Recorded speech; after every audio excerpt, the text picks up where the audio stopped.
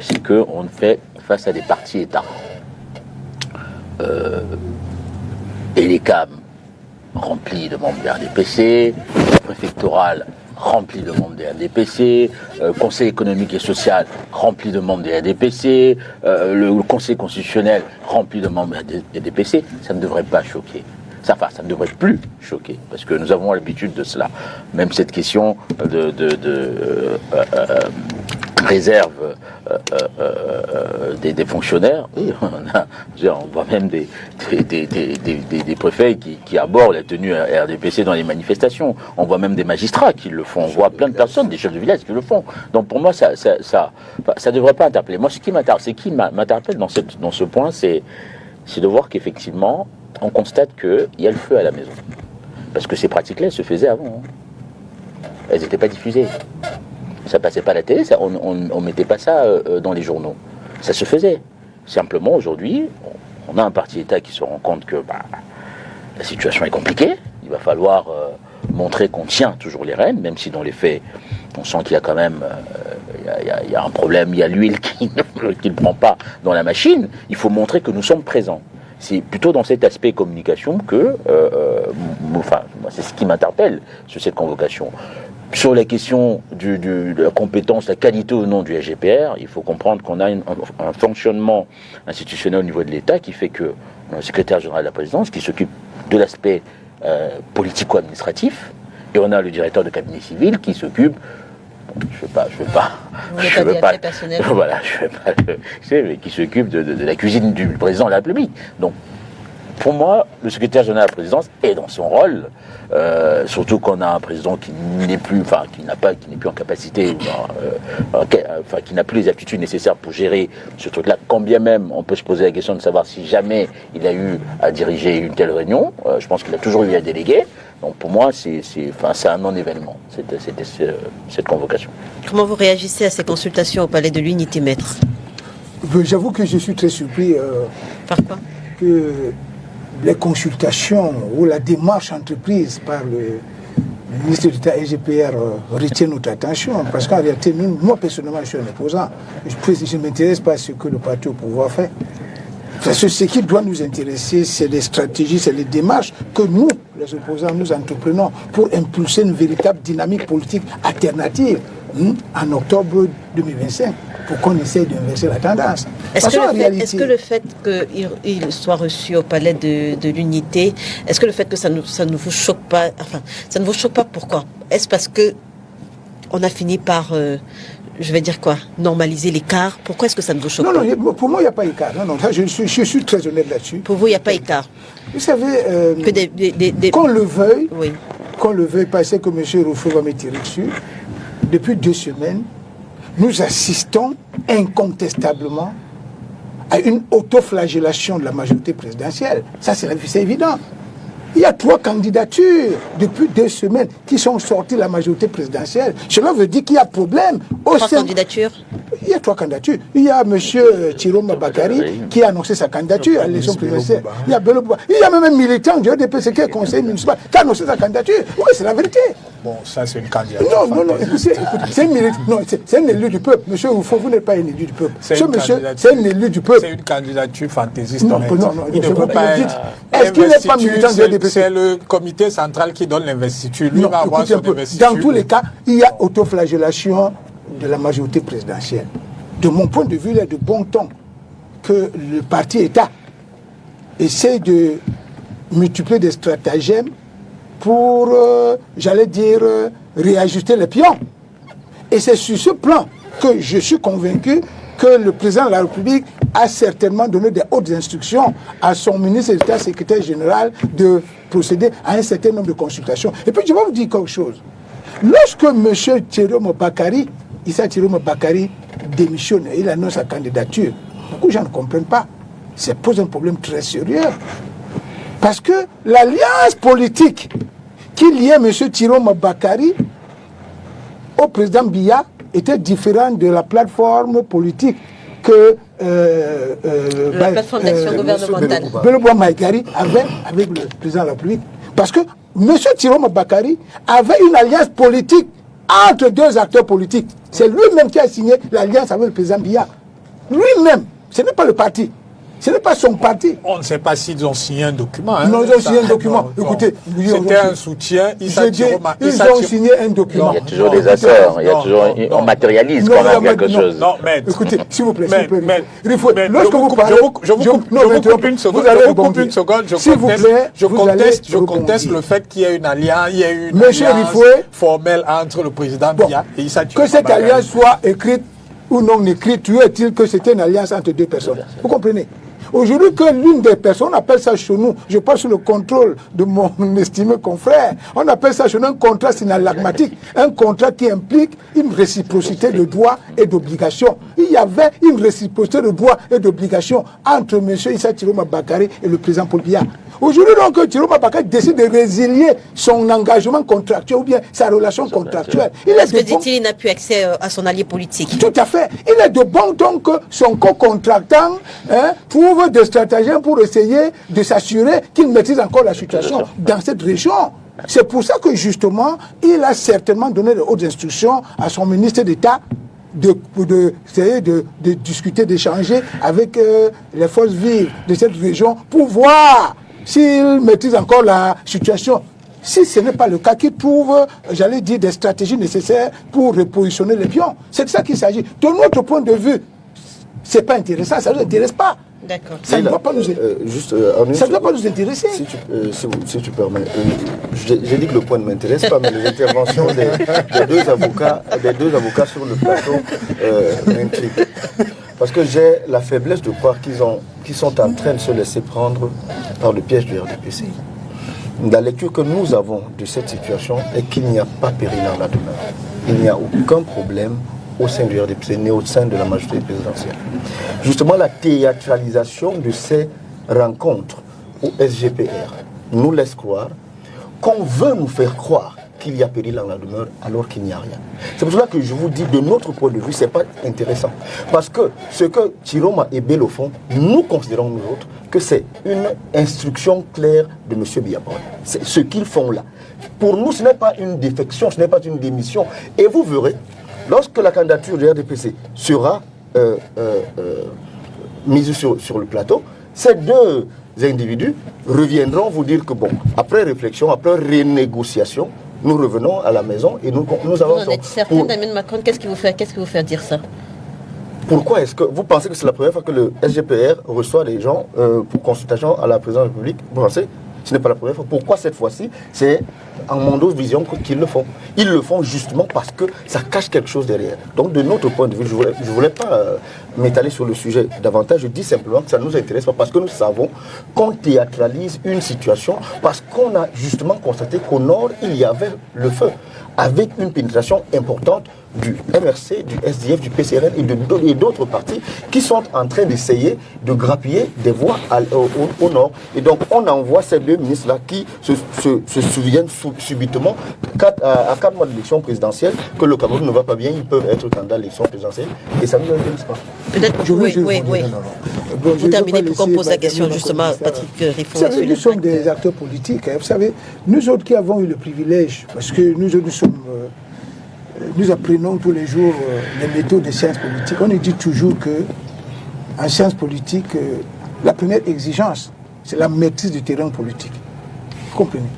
Et cette maîtrise du terrain politique nous amène aujourd'hui à penser que nous essayons de voir ce qui se passe. Et ce qui se passe montre que dans le camp d'en face, il y a un problème. On ne peut pas dire qu'il n'y a pas de problème. Moi, j'ai dit tout à l'heure que ça ne doit pas nous intéresser parce que ça ne nous profite pas. Mais par contre, là où je peux rejoindre Damien Macron, c'est que nous, à l'opposition aujourd'hui, nous devons réfléchir sur le meilleur stratagème possible pour capitaliser, j'allais dire, cette autoflagellation du camp d'en face. Mais il y a un problème là-bas. Ne nous leurrons pas, il y a un problème là-bas. Il y a un problème et je sais, pour moi... S'il y a un problème, ce n'est pas celui qu'ils essayent de nous présenter. Il y a un problème. Maintenant, comment le camp d'en face essaie de travailler pour essayer de colmater les brèches, ça ne doit pas nous intéresser. Vous savez, Ce qui doit nous c'est parce que vous pensez c'est comme de vous pensez là, capitaliser qu'on cette voit ce situation. balai des opposants de spectacle aller saluer Chiroma, Bello Bouba et tout ça, parce qu'ils se disent qu'il y a une opportunité. David là. Macon, est-ce la raison, est-ce justement parce que vous dites être certain de ce que Bello Bouba Magari et Chiroma rentreront à la maison, j'ai nommé la majorité présidentielle. Est-ce la raison pour laquelle justement on n'a pas vu le PCRN? Je rappelle que cette semaine, Bello Bouba Magari a reçu un militant du STF, militant du MRC, et pareil également pour Issa Chiroma Bakari, qu'on a vu justement avec des formations politiques comme le PAL, comme l'UDC. Donc, est-ce la raison, voilà, est-ce la raison pour laquelle le MP divers y pense justement, est-ce la raison pour laquelle le PCRN ne s'associe pas à cette démarche? Je soupçonne que vous n'avez jamais été en prison, Madame Gange, mais vous n'avez jamais été en prison. Mais ceux qui y ont fait un tour savent que lorsque vous y arrivez, vous faites allégeance à ce que vous y avez trouvé. Vous n'avez pas compris. Monsieur Issa Chiroma Bakari et Monsieur Bello Bouba Magari sont comme des personnes qui étaient en liberté, qui nous retrouvent en prison. Ils doivent venir faire allégeance.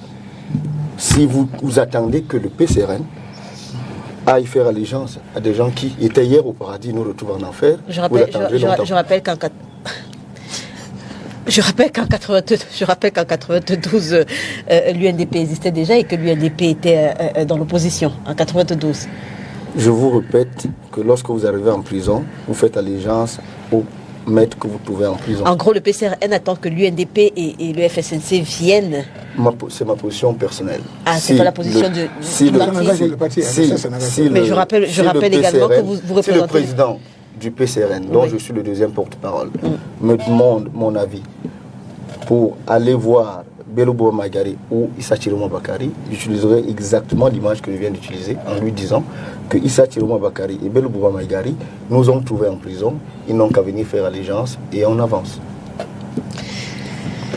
Patrick Rifo, quel est l'impact de l'annonce de ces deux candidatures, Issa Chiroma Bakari et Bello Bouba Magari, sur la sérénité dans votre parti à quelques jours seulement de la convocation du corps électoral? Non, Madame Léla, les propos sur ce plateau montrent bien que l'annonce de ces candidatures pose plutôt un problème au sein de l'opposition.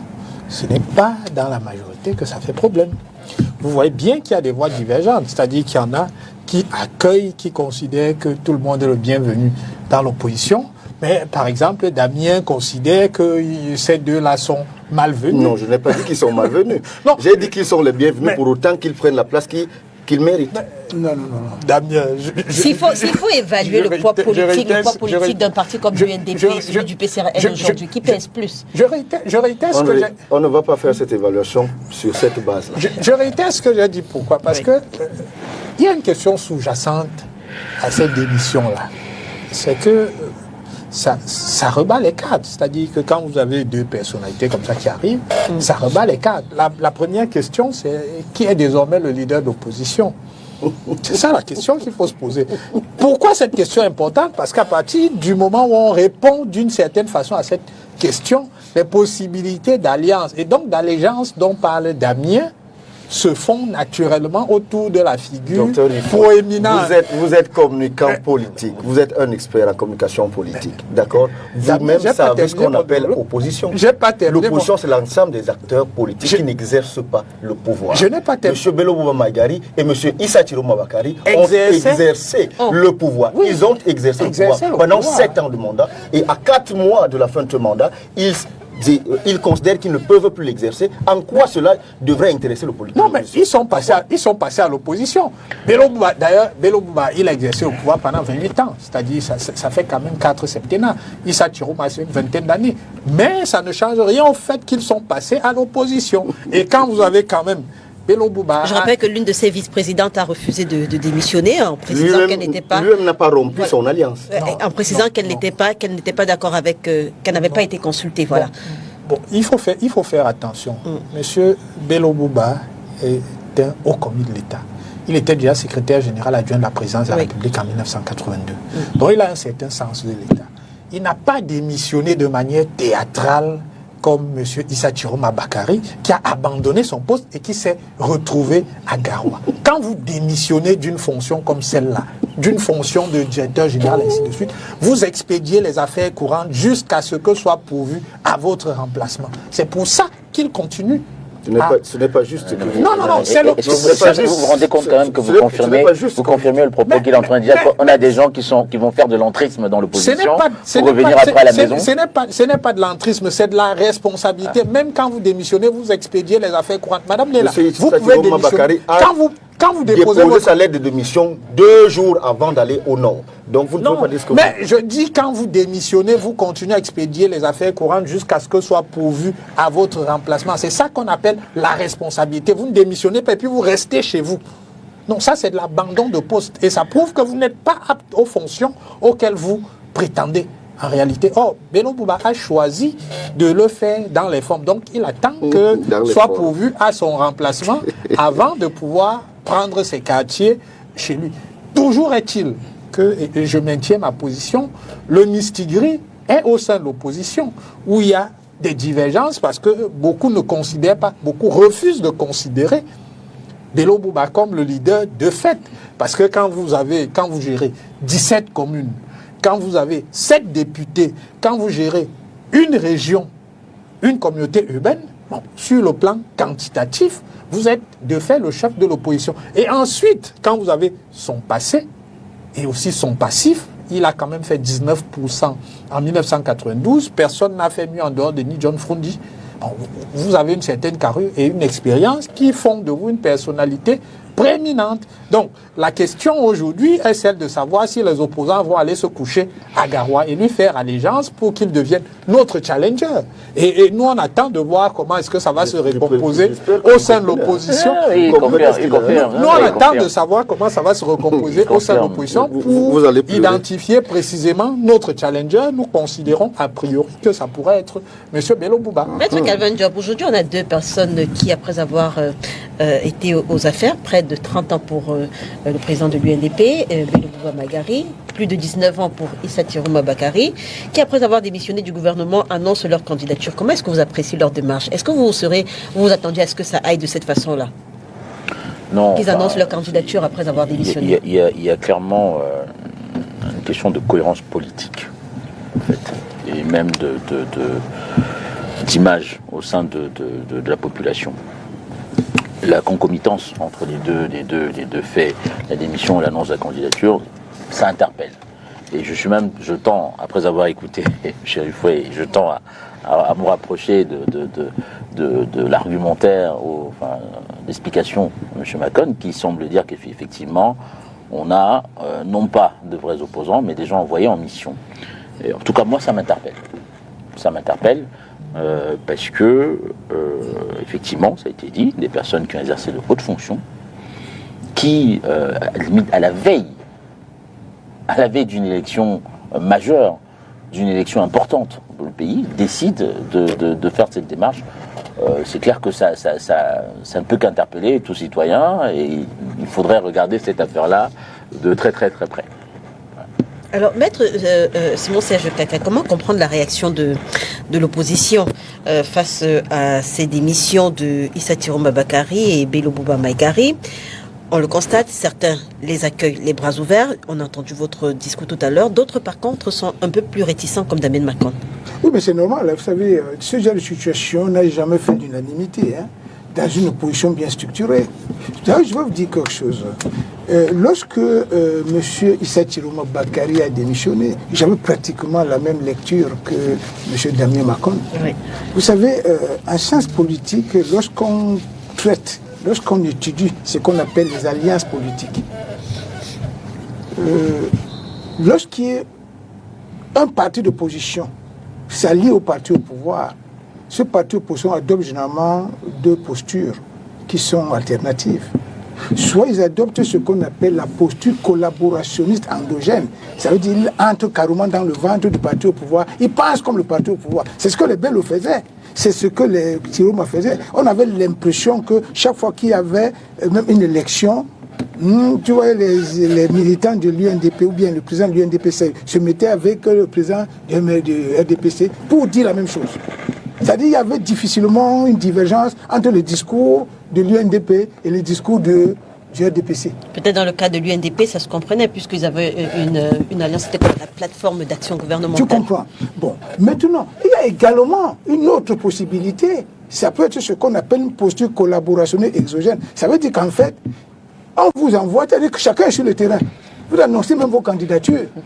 Mais à la fin, vous vous retrouvez. Donc, moi, j'avais cette lecture. J'avais l'impression que c'est le RDPC qui certainement... Qu'est-ce qui a fait que vous changez de lecture? Non, objectivement, lorsque j'ai commencé à suivre les discours de Tiroma, et je suis revenu, parce que vous savez, nous les juristes, je passe sous le contrôle précise que Bello Bouba Maïgari n'a pas la même posture que Tiroma Bakary. Oui, mais sauf que lorsque Tiroma a commencé à parler, j'ai pris sur moi d'aller trouver leur plateforme. J'ai lu la plateforme UNDP-RDPC qui a été signée, je crois, le 7 novembre 1997. Et j'ai également lu le document qui liait M. Tiroma au président Biya. C'est là que j'ai compris qu'en réalité, les deux n'étaient pas dans la même posture. D'un côté, c'était un contrat de parti à parti. L'autre, c'était un contrat d'acteurs entre les acteurs politiques. Et j'ai compris effectivement que justement, lorsque vous voyez M. Tiroma, il s'est senti frustré dans l'exécution de son accord avec Podia, qu'il ne parvenait même plus à rencontrer. Il ne parvenait plus à rencontrer. Par après 10 ans, il n'avait plus d'interlocuteur. Il s'est rendu compte qu'il est dans une espèce d'entourloupe qui l'oblige à partir. Et de là, ça peut lui donner les ailes, ça peut lui donner sa liberté, ça peut lui donner la possibilité de penser à voler de ses propres ailes. Moi, je pense que c'est à ce moment que j'ai changé de position.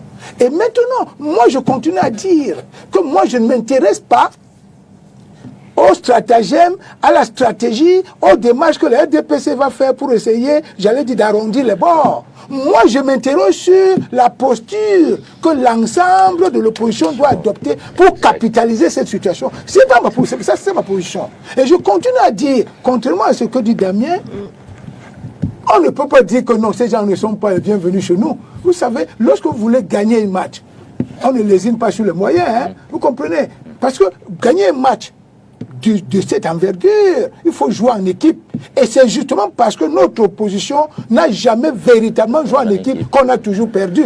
Et j'ai la conviction que l'occasion nous est donnée de trouver les moyens, de trouver des stratagèmes pour impulser une véritable dynamique fusionnelle.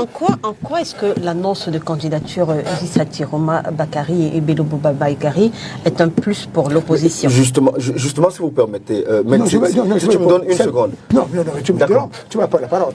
Non, c'est une très bonne question, Léla. Non, la vérité, c'est que, vous savez, il y a plusieurs types d'opposants. Il y a les opposants qui n'ont jamais collaboré avec le pouvoir, qu'on appelle généralement les radicaux. Il y a des opposants qui sont toujours dans une posture collaborationniste. Mais, dans les pays, je vais vous dire une vérité, c'est difficile de trouver un opposant radical qui gagne l'élection dans un pays. Parfois, c'est ces collaborationnistes-là qui nous apportent toujours en plus. Même pas comme leader, ils peuvent venir là, mais leur apport peut nous donner beaucoup d'éléments parce qu'ils ont été dans la maison. C'est quand on a été dans la maison qu'on est mieux outillé pour combattre l'ennemi. Je vais vous dire une vérité. Bon, c'est pas faire l'apologie de ce qu'on appelle le coup d'État. Même ce qu'on appelle le coup d'État, le coup d'État est difficilement fait et réussi par quelqu'un qui sort de l'extérieur. Dans la plupart des cas, on va tout vous dire que ce soit l'aide de camp, ce soit le commandant de la... Au Gabon, même au Gabon, là, celui qui a réussi à renverser le pouvoir, c'était le commandant de la garde républicaine. C'est lui qui était dans le palais. Donc c'est pour dire quoi? Quand vous avez des éléments, des vieux briscards en politique, comme Bello Bouba Maïgari, qui soit dit en passant, c'est un fait historique, est le premier ministre du président Biya. Ça, vous ne le savez pas? Vous comprenez? C'est un vieux briscard de la politique. Son apport dans le camp de l'opposition n'est pas à négliger. Donc moi, je suis de ceux qui pensent que lorsqu'ils viennent, il faut faire preuve de stratégie. Parce qu'en politique, l'action c'est bien, mais la stratégie est nettement mieux. Oui, Madame Ganzo, imaginez que nous soyons dans une finale de Coupe du Cameroun et le AS Fortuna doit rencontrer Coton Sport de Garoua. Et cette finale se tient à l'orée de la saison creuse, la saison des transferts. Et Coton Sport de Garoua vous envoie 2 joueurs et dit à AS Fortuna, je vous vends 2 joueurs. Vous les prenez, vous les alignez à la finale de la Coupe du Cameroun. À coup sûr, Même qu'ils soient gardiens ou pas, ils vont vous jouer des sales tours. C'est exactement... Moi, j'entends Maître nous dire d'accueillir Bello Magari parce que je suis tout à fait d'accord. L'opposition qui va gagner en 2025 n'est pas une opposition exclusive. Mais cet accueil, je trouve leur triomphe un peu précoce.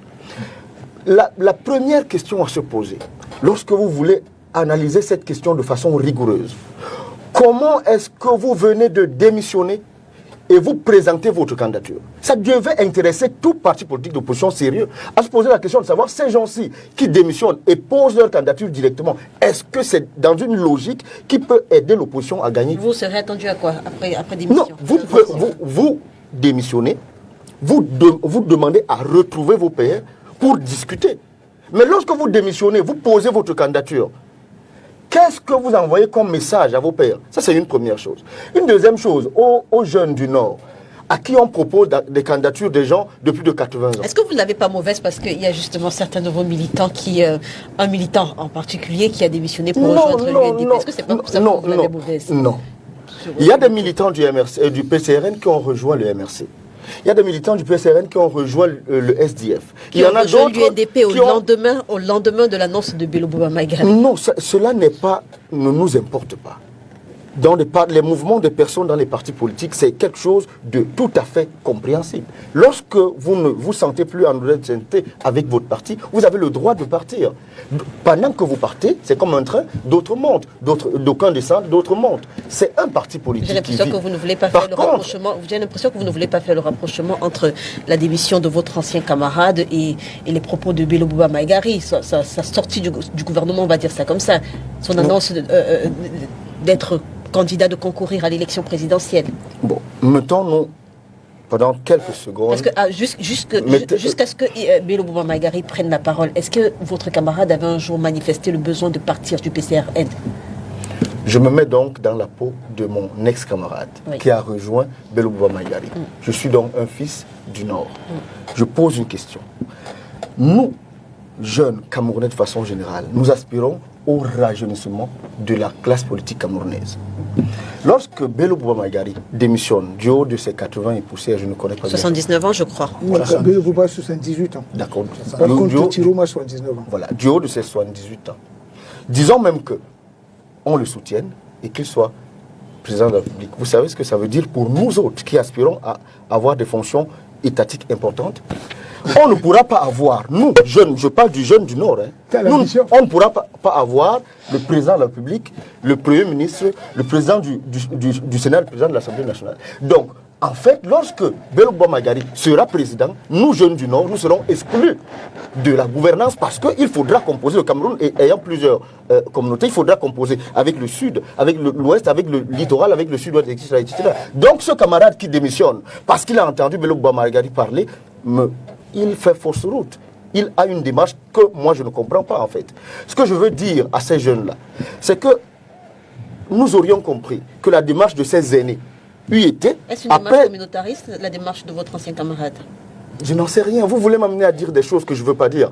Qu'elles soient communautaristes ou pas. Moi, je crois d'ailleurs que si on peut donner un peu de crédit à la démarche de Issa Tiroma Bakari et de Bello Magari, si je fais fausse route sur l'idée qu'ils ont été envoyés en mission, la deuxième option, c'est l'option du repli identitaire.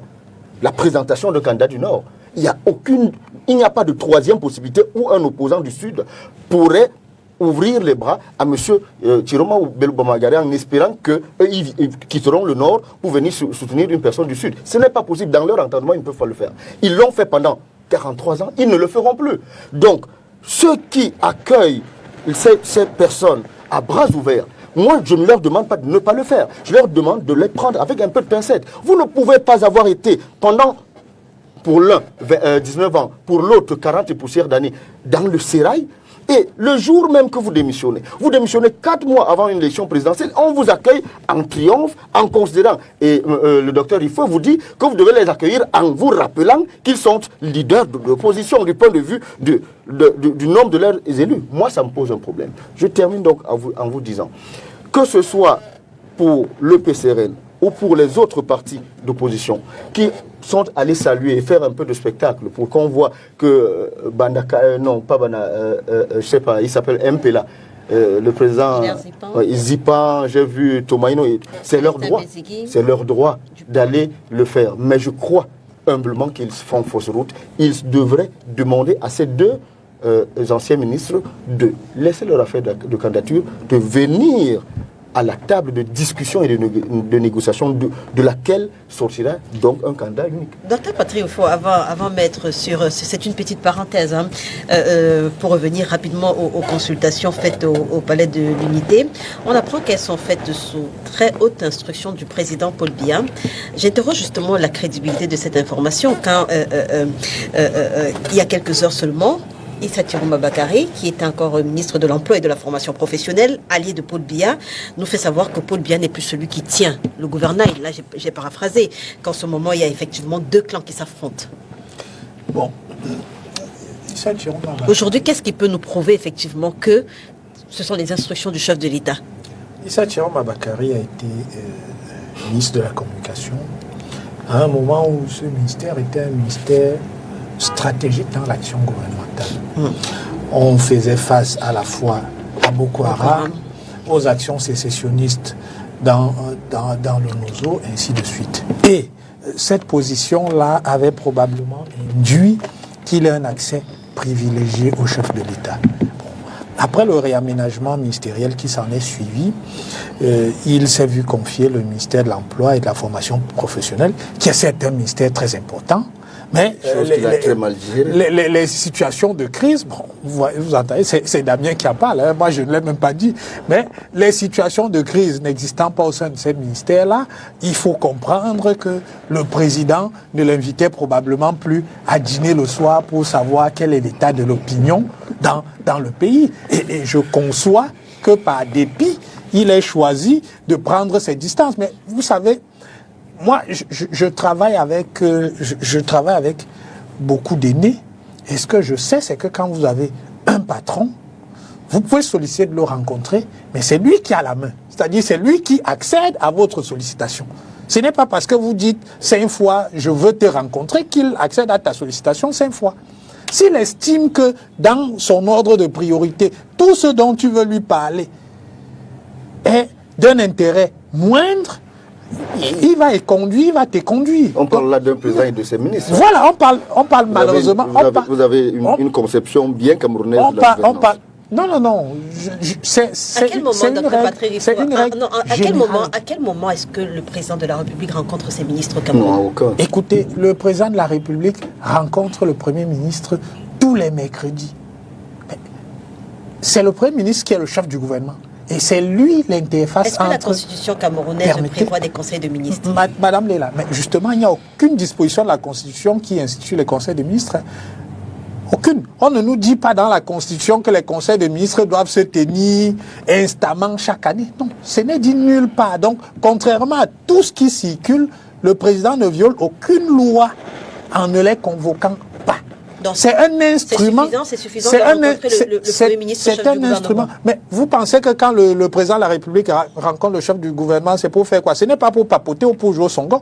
Non, quand il rencontre le Premier ministre, c'est pour faire le point des dossiers. Donc quand vous êtes un ministre, si vous avez des soucis, vous vous référez à votre chef qui est le Premier ministre, qui reportera au président de la République. Mais vous n'avez pas à tempêter parce que vous n'accédez pas au président de la République. Non. Votre supérieur hiérarchique, votre N+1, comme on dit dans le privé, c'est le Premier ministre. Et je n'ai pas le sentiment que la porte du Premier ministre John Goutté ait jamais été fermée à Issa Chiroma ou à quelqu'un d'autre. Maintenant, je comprends sa déception. Peut-être que moi-même j'aurais réagi de la... Peut-être que j'aurais réagi de la... Au-delà de sa fonction ministérielle, il était également un allié politique de Paul Biya. Oui. Donc quand il parle de rencontrer le président...